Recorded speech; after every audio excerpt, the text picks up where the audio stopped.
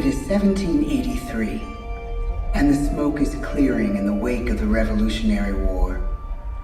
Over the course of 8 grinding years, General George Washington has led a force of shopkeepers, farmers, and Native American allies to victory over the greatest military power in the world. A new nation has been born, independent and free. The founders must form a national government. In 1787, through months of passionate debate, they create a written constitution. For the country's highest office, they imagine something new in the history of the world.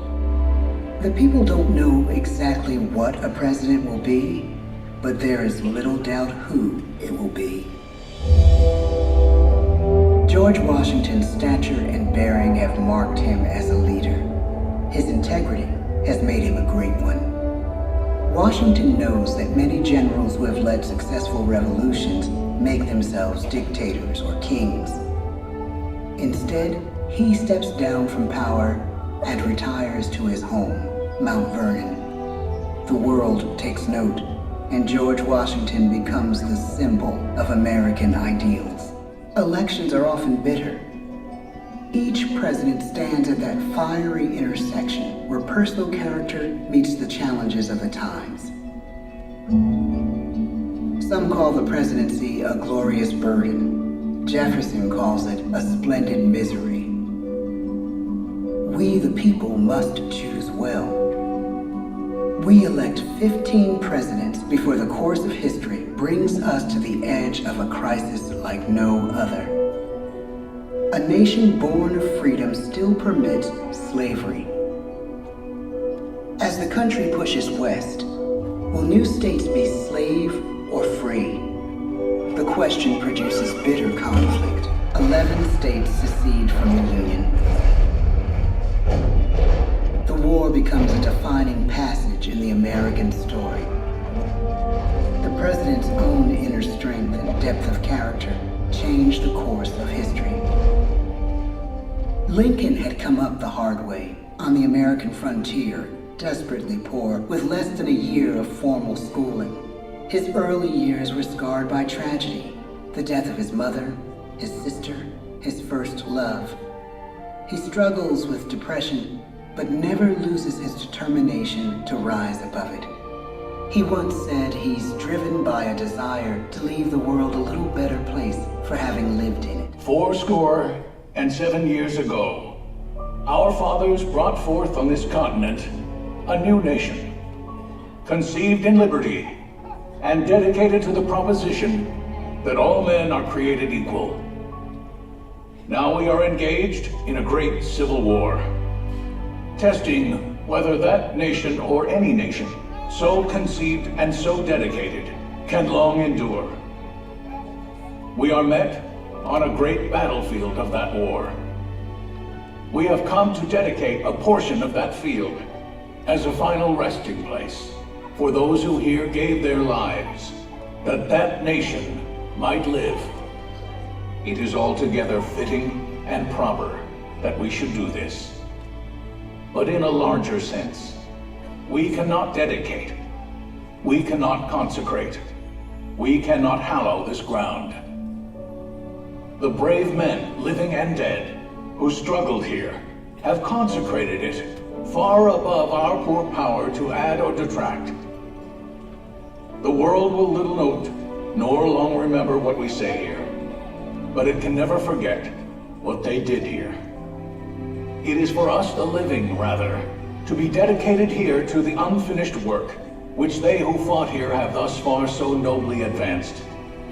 It is rather for us to be here dedicated to the great task remaining before us, that from these honored dead, we take increased devotion to that cause for which they gave the last full measure of devotion.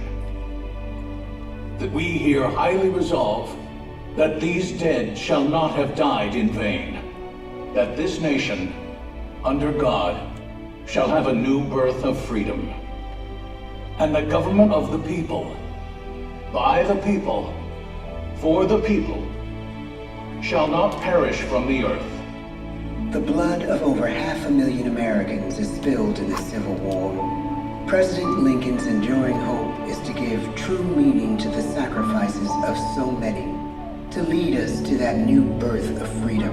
Explanation and in practical policy. He has found the inner strength his countrymen now need. He speaks to us like a friend, a neighbor. His optimism is contagious, his voice perfect for the latest breakthrough medium, radio. He calls us to believe we have nothing to fear but fear itself. And we do believe. Tonight's attacks on England are perhaps the most widespread of the war. In the course of the day... But an even greater challenge dominates his final years in office. The Second World War. We must be the great arsenal of democracy. This is an emergency as serious as war itself. We stun the world with our production. When bombs fall on U.S. troops in Pearl Harbor, he calls us to fight on the war front and sacrifice on the home.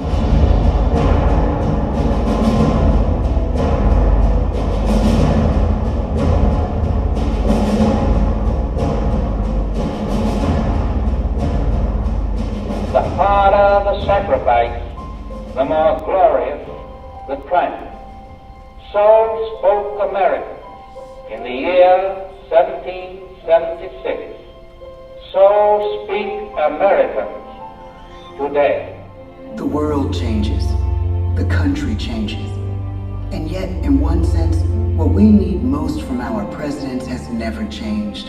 A guiding vision that calls forth the best that America can be. Our presidency is no longer just an idea. It is an idea with a proud history. Ladies and gentlemen, the presidents of the United States of America.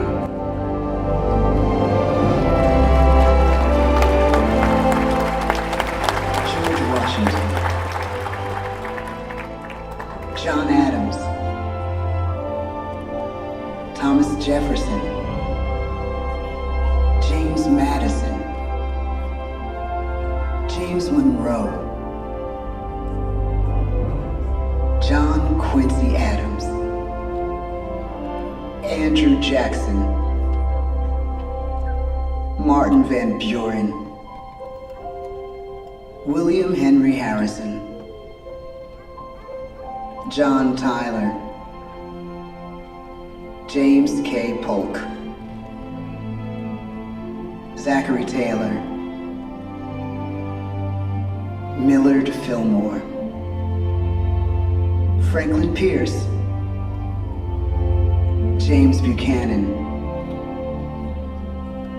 Abraham Lincoln.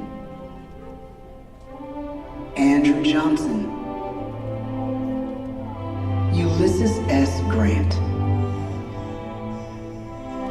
Rutherford B. Hayes. James A. Garfield. Chester A. Arthur. Grover Cleveland. Benjamin Harrison. William McKinley. Theodore Roosevelt.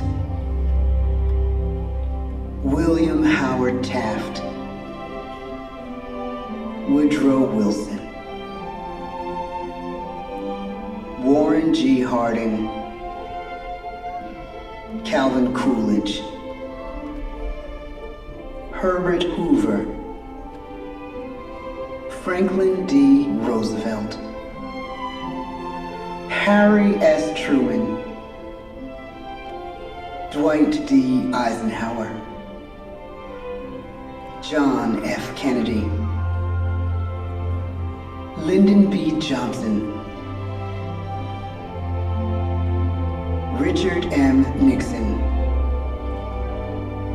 Gerald R. Ford. Jimmy Carter. Ronald Reagan. George Bush. Bill Clinton. George W. Bush. Barack Obama.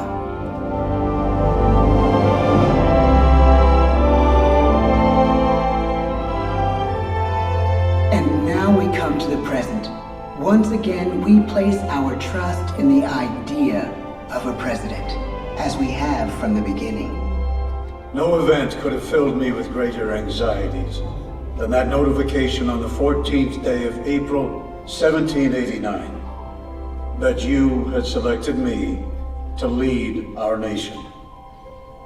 But it was with the confidence of my fellow citizens that I took an oath. 35 simple words that have been repeated by every American president throughout history.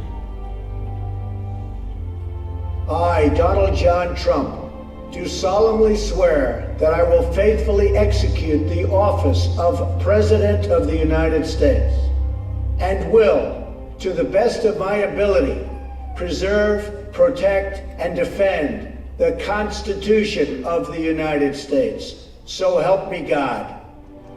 From the beginning, America has been a nation defined by its people.